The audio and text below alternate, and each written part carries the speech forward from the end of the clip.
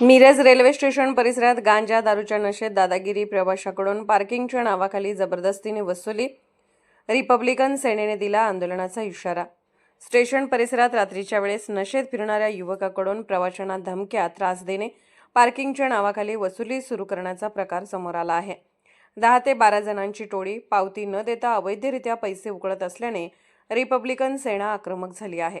या प्रकरणी स्टेशन मास्तर व रेल्वे पोलिसांना निवेदन जिल्हाध्यक्ष डॉ. शंकर माने यांच्या हस्ते देण्यात आले।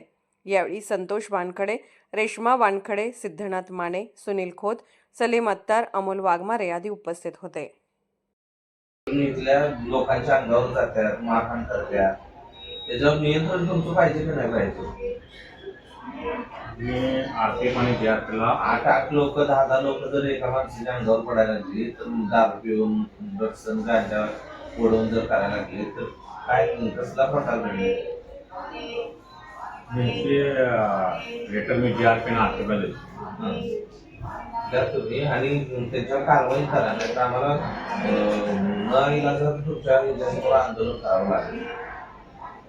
2 दिवसात जर आम्हाला ह्याच्याबद्दलची माहिती नाही लागली तर आम्ही सगळे आंदोलन करणार। हे सर्व आहेत तुम्ही जे पण गुन्हेगारीचे जे मामले आहेत तुम्ही तुमचा तो ठेकेदार आहे तो ते सांगतो मामले तुमचे आरपीएफ आणि जीआरपी आपल्याकडे 2 पोलीस असतात, आरपीएफ आणि जीआरपी, त्यांना हे पत्र फॉरवर्ड करू। गुंड वगैरे इथनं फिरणं तर याच्यावर इथं ह्या आपल्या तुमच्या 1 नंबर प्लॅटफॉर्मवर मला दाब द्यायला माझ्यासारख्या माणसाला जर दाब देत असतील तर मग सर्वसामान्य गोरगरिबाचं काय करत असतील लोक?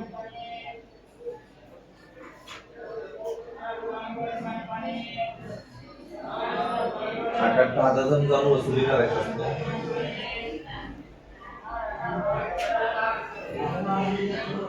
पत्र पाठवतो।